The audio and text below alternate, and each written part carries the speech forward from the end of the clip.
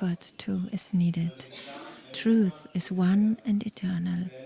Realize oneness with it in your deathless self within. The following commentary is based on the teachings of Paramahansa Yogananda. These past weeks, we discussed the need for balancing self-effort with receptivity to divine grace. Both are important in spiritual life. Passive dependence on grace hasn't the magnetism to attract grace.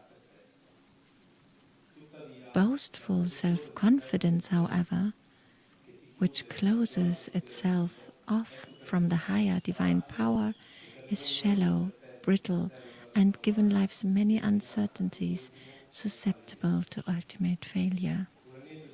There is a story in the Bible that illustrates the need to put forth personal effort so as to draw magnetically on the divine power. The story occurs in the Gospel of St. Luke, chapter 8. But as he went, the crowds nearly suffocated him. Among them was a woman who had had a hemorrhage for 12 years and who had derived no benefit from anybody's treatment. She came up behind Jesus and touched the edge of his cloak. As a result, her hemorrhage stopped immediately. "Who was it who touched me?" Jesus asked. When everybody denied, Peter remonstrated, "Master, the crowds are all around you, pressing you on every side." But Jesus said, "Somebody touched me. I felt power going out from me." When the woman realized that she had no escape notice, she came forward trembling and fell at his feet and admitted before everyone why she had touched him, adding that she had been instantaneously cured. "Daughter," Jesus said, "it is by your faith that you have been healed. Go in peace." Self-confidence and self-effort are necessary as the ignition of a car is necessary to the motor. Of what use the ignition, however, if the motor itself will not work? Wise is he who recognizes the real power in the universe and guides his life by that supreme power, as it says in the Bhagavad Gita, the 9th chapter. "To those who meditate on me as their very own, ever united to me by incessant worship, I make good their deficiencies and render permanent their gains." Thus, through Holy Scripture, God has spoken to mankind. Om, Om,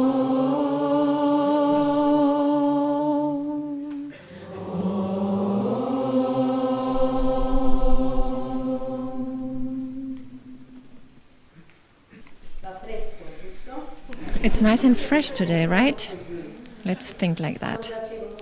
When it was very hot in India during the times of Master, also to nowadays, the Master would just think that he was a piece of ice and he would always feel fresh.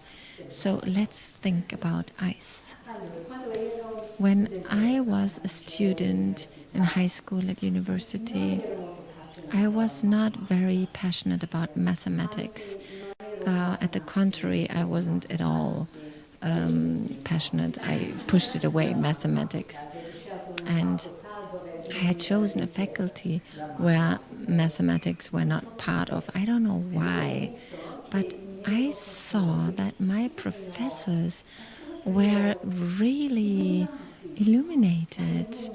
They loved numbers and they talked about the universe and the infinite. I didn't understand a thing about that. Then later, many years later, I come on the spiritual path. And what do I meet, encounter? Numbers. There's one God. There's duality. There's Trinity. There's another Trinity. No?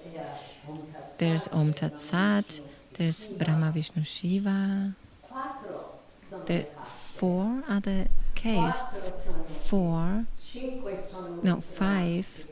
are the pranas, and so on. So there are all these numbers. And then I come to understand that all this universe is based on formula, on numbers, and also that through formulae it is possible, if a person is illuminated in that field, understand the universe. Have you ever heard about the mathematics Ramanujan? Who has heard about him? There was a wonderful film. I really recommend it to you. It's like The Man Who Understood Infinity is the title. You need to watch this movie. It is really wonderful film. And today I want to talk to you about one specific formula that has also numbers. It's a formula that we as devotees often hear about. We've talked about it yesterday during the ceremony of Kriya, but I want to enter a little deeper into these numbers. Which are these numbers? What is this formula? Who can guess? 25, 25, 50. These are the numbers we want to talk about. And our path is composed of 25% of our effort, 25% is the help and the guidance, the direction of the Guru, and 50% of this path is the grace of God. Let's look at these percentages. Our 25%, what does that mean? What do we often hear? The Master said that in order to give 25%, it needs our 100%. 100% of our energy, of our efforts. So we talk for us, it's our 100%. But in the formula, our part is 25%. What happens if we don't succeed in putting in this 25% in the formula, which is our 100%? What happens? Does the universe fall apart? Do the other numbers need to be increased or decreased? How does this work, this formula? What do you think? Of course, it still works. But we don't trust very much in this formula.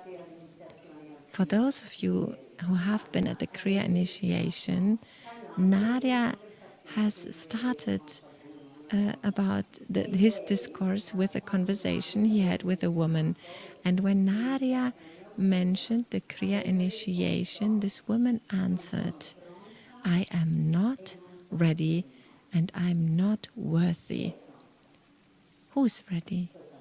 Completely ready. Are we ready to welcome God completely in our lives? Are we ready to experiment samadhi? Are we ready to leave all attachments that we have in this world? A story comes to my mind. I don't know which saint. Maybe it was Tulsidas, but it doesn't matter. But a very well-known saint. And he had a family, kids, children, and disciples. And one day this saint is illuminated. And he feels that the Lord is calling him, that his moment to enter into the oneness has come. And he knows that he has the power and the grace to bring others with him, to free others. So he says to his wife, "Let's go together. Let's go. The door is open. Are you ready?" And she says, "No, I'm sorry. They are our children and I need to follow the children. I need to take care." So he asks the kids, "Hey, are you ready? Let's go together." And the kids say, "No, we need to take care of our mom." And so he asks his disciples, and one after the other says, "No, I have this commitment, I have that duty," and so on. Who is ready in this very moment to experiment the bliss of God. In the Bhagavad Gita, Arjuna and Krishna, which is the symbol for the soul and for God, they have a very intimate relationship. And at a certain point, after having listened to many discourses of Krishna, Arjuna, who is the soul, says, Lord, I want to see you. I want to see you in your great form. I want to see Vishvarupa, your form. And Krishna says, are you ready? And Arjuna says, yes, yes, Lord, I am ready. And so Krishna reveals himself, appears. And this chapter of the Bhagavad Gita is really fascinating. I think it's the 11th chapter of the Bhagavad Gita, and it describes in a certain sense. Do you remember the poem of the master Samadhi that talks about volcans and thunders and lightning? And that's how it was for Arjuna. He was overwhelmed. It was too much for him. And at a certain point, Arjuna says, Krishna, please go back to your human form, to your physical form. It is too much for you, for me, to see your divine form. Are we ready? Who's ready? But we are worthy to be disciples. Who's not worthy? Masters, God, do they have only great disciples, super disciples, perfect disciples? Are all disciples saints? No, of course not. We have incarnated because we are not yet perfect. There's things we need to work on. And the Guru and God need to accept everyone as we are, the great ones, the small ones. When we hear about Master, who were his great disciples, Rajarsi Janakananda, Sister Gyanamata, who else? Oliver Black. But listen, read with attention the book, The New Path, in order to know the other disciples. I'll tell you another story. There was a disciple, James Collar was his name, and James was not very in tune with discipline. Even living with the master, he was a very close disciple. So one day, one evening, he had to do a trip going from the church in Arizona, the Church of Master, to the headquarters. So there's Arizona, and it's a long distance. It's not just from here to Assisi. So it's a long distance, and James travels by night, and he didn't take any food with him. And he gets very hungry, but it's after midnight. He doesn't find a vegetarian restaurant. We are talking about the 1940s. So he just stops in a normal diner, and they had nothing else than hamburgers to eat. And he was so hungry that he eats a hamburger and then 2 hamburgers. And so he thinks, oh, but Master will never know. So he arrives very late at night, and the next day he goes to visit the Master. And the Master welcomes him and gives him a lot of love. And it's a beautiful moment for James. And James is about to leave the room when the Master says, oh, one moment, James. Just one little thing. Next time you don't find anything to eat than hamburger, better fast. Don't eat. So the story with James continues. He is not, let's say, a stellar disciple. And nonetheless, in the new path in the book, it is said that the Master said James will be liberated in this incarnation. And then he adds, I don't know how, but Divine Mother tells me he will be liberated. So not all disciples are perfect. And nonetheless, they are accepted because it is God's obligation and the Master's obligation to help train us. Even knowing all of our defects, they accept us as we are. The disciples of Jesus, were they saints? They were saints afterwards, but in the beginning not so much. They were not yet perfect, even though they were great saints. They had abandoned Jesus when he was on the cross. They hid for days after crucifixion. And nonetheless, Jesus loved them equally. There's nothing, the Masters say, worse than betraying their own Master. And in a certain sense, they denied their Master. We see Saint Peter 3 times he denied Jesus. And nonetheless, after his resurrection, Jesus forgave him. Jesus says, Peter, do you love me? Yes, Lord. Peter, do you love me? Yes, my Lord. Peter, do you love me? Lord, you know that I love you. And then he was dissolved. Saint Peter had made a big mistake, but it was his love for God that rescued him. So let's go on to the next 25%. Before we go on, I want to close for the disciples. We never want to feel unworthy or guilty. Who amongst us here is perfect? Who can do every day the best? Who can do every kriya perfectly so that it's worthy 1 year of karma? Who amongst us doesn't have low moments?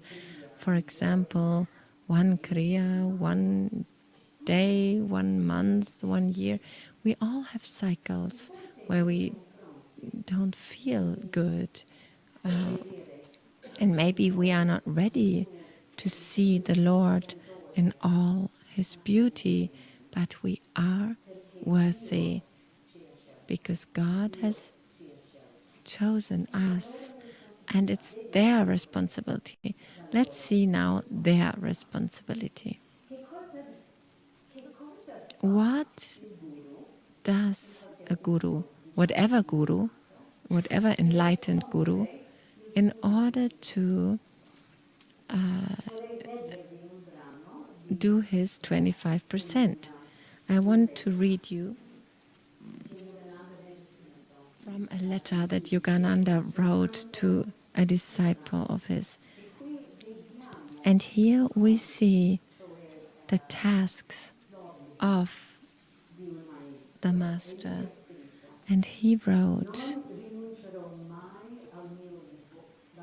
I will never give up my job about you. I repeat, I will never give up my job about you. I will guard you from all harm. I will give you lots of my good karma, so you will get through. I will not only ever forgive you, but ever lift you up, no matter how many times you fall. This is the 25% of the Master, and he takes this very serious. his responsibilities. And I want to tell you another story about a not so perfect disciple of Yogananda, as we are. There is a disciple, he was called Jerry, it's not so important.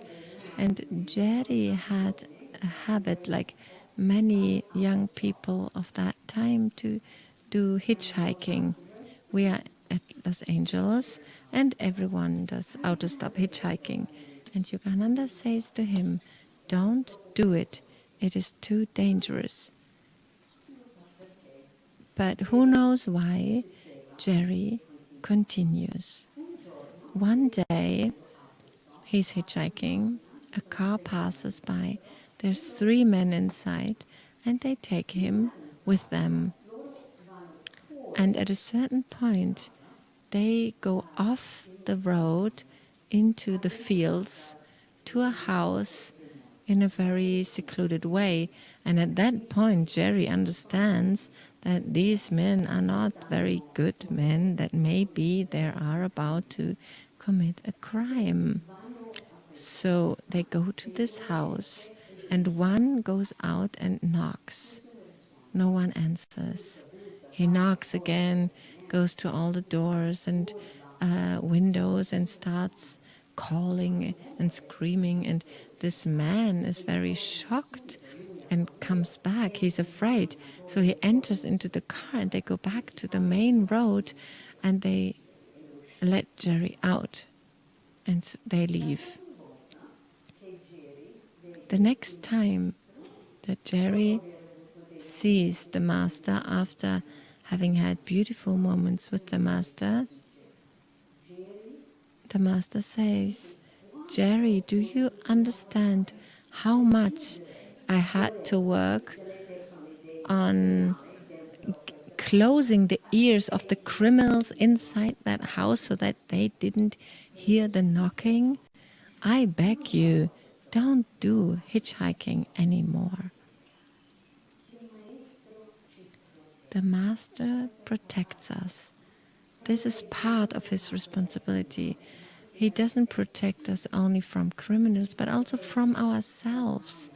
He protects us from Maya, from illusion, from temptation. And often we feel that we are alone. We feel that we need to face difficulties, temptations alone. But we are not alone. The Master is with us. He's there and he protects us. And Yogananda did this in many, many times. There are so many stories written in the book, The New Path. We can read about many stories. It's really a nice book to read or to reread. The Guru doesn't choose his disciples. It's God who chooses his disciples.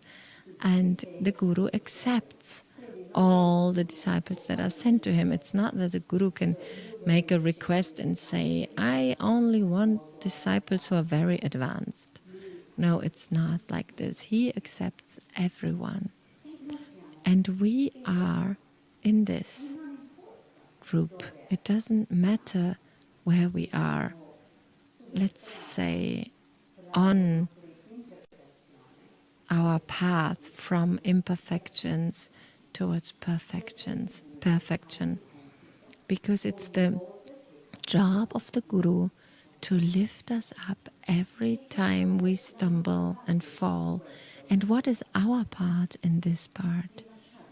To let him act, to invite him into our life. This purification ceremony is very significant. The Master says, open your heart to me and I may enter and take charge of your life. And it's our ego that wants to think that it has control about things. But when we give our lives into the hands of the Guru, where it should be, then he can act. He has so many capacities, so many resources He can do everything, also transform ourselves from inside. There is a chant in English, it says, "Touch me but once, and I will change all my clay into gold." And this is what we want to do. We want to let the Guru touch us and transform us. Up to that point, I'd say, we have known all about this. We haven't heard anything new up until now. But what is the 50% of God? We know it's His grace. But seeing that our 25% consists in certain things, and that the 25% of the Guru consists in certain things, like, oh, here's one more thing I want to say about karma. So the Guru has also the capacity, as Yogananda wrote, to give a lot of his good karma to help his disciples. And I had understood at a certain point that often the Guru takes upon his body the karma of his disciples, like Yogananda. Towards the end of his life, he had a lot of difficulties, physical difficulties in walking. And that's because he was taking the karma upon himself. Like Padre Pio, he also took the karma of his devotees upon himself. There's a story that goes and says that one day a woman says to Padre Pio, "Please take some of the weight from me, this heavy weight." And Padre Pio says, "At the moment, every centimeter of my body is occupied. As soon as a little place of my body frees up, I will take your weight onto me too." One day I was with Swami Kriyananda and I said, "Swamiji, I understand that the Guru takes upon his body a little of his karma, and I'm very grateful. But what happens when the Guru doesn't have a physical body anymore? How can he then take our physical karma?" And Swami smiled at me and answered, "It is his responsibility. Let him figure it out."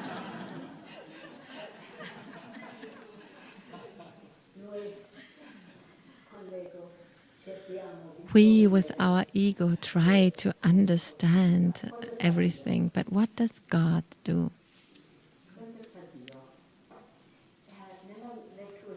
In today's reading, we hear God. This is His part. He says, "To those who meditate on me as their very own, ever united to me by incessant worship," that's His part, "I make good their deficiencies and render permanent their gains." I love this phrase. It's very, very beautiful. It says every our deficiency, and there are many deficiencies in our practices, in our sadhana. It's God who makes good our deficiencies, and it's God who renders permanent our gains, our victories. If we have conquered a habit in our life, a good habit, the thought comes, if I don't arrive to God in this incarnation, in the next incarnation, do I need to start from scratch? And God says, no, no effort is ever lost, because He renders permanent every our victory, every our gain. But there are two conditions to it. Have you listened carefully? It says, "To those who meditate on me as their very own." This is the first condition. We need to act towards God as our friend, as our beloved. As Jesus said to his disciples at the Last Supper, I don't call you my servants, I call you my friends, because everything that I have heard from the Father I gave unto you. And Yogananda says that the relationship with God, the most important relationship with God, is the one as a friend, because there is no obligation, there is no constriction, there is no duty. There is freedom between friends, amongst friends. What do you do with your friends? You are here. Who has sent some message to your friends while you were here in these days? Who of you who were here this weekend, who did send a message to a friend, to someone? Someone sent some pictures, photographs? That's what friends do, right? They share experiences, and it's about that, to meditate on God as our best friend. It means to share with God everything, the beautiful things and the difficult things, because we are friends, and that's the way how friends talk. The other condition, ever united to me by incessant worship. What does that mean? To adore God incessantly. The grace of God that is worth 50% gets to us in a particular way through sadhana that the Guru gives to the disciple. It's a channel. So every time we do something that God has asked us to do through our Guru, it can be a prayer, an adoration. Not just this moment of closing your hands and say, "Oh Lord," and so on at the beginning of meditation, but in everything that we do, make it a moment of contact, a moment of prayer, of adoration for God. This morning, while I was doing my recharging exercises, I tried to make it a practice of adoration, a practice of prayer, a moment of contact with God, because God is energy, God is prana, God is pranava. And instead of feeling the muscles, only the muscles, I tried to feel the presence of the cosmic energy in every cell of my body. When we practice Kriya, who doesn't have Kriya, who practices maybe Hongso or Pranayama or meditates in a different way, adore God with every breath. This chant that we chanted this morning, how shall I love thee, Lord my God, with every breath I breathe. That's in English, the phrase. Maybe you've listened to the English, but you didn't understand, because the words are different from Italian to English. In English it says, how shall I love thee, Lord my God, with every breath I breathe. And this is the secret to attract this 50% with every breath of Kriya, with every breath of Pranayam, with every Hong Sa breath. Make it a prayer, so that with the inhalation of Kriya, you offer yourself up and you place all your stuff into the hands of God. And with every exhalation, you receive His grace in every part, in every chakra, in the Shushumna, in every cell. So with every cycle of breath, Make it a prayer, a dance, a joy, a contact, liberating yourself from the weights of life and offer into the hands of the Lord, into the hands of the Guru, all your weights, and then receive until you enter into that moment where there's no inhalation and exhalation anymore. There's just that moment without breath, without ego, when we are united with the divine, with the Lord. Let's make everything, every moment during our sadhana, let's make it an adoration, a prayer, a relationship with God incessantly. And also during our daily life, every decision that we need to take. What should I eat today? How much should I eat today? Contact God and talk to Him as a friend inwardly. And in this, then we cannot worry anymore that we are not ready or we are unworthy. The prayer of Yogananda that we sometimes do here is, "O Lord, we are your children, naughty or good. We are yours. Perfect? We are not, but worthy we are always. Thank you, Lord."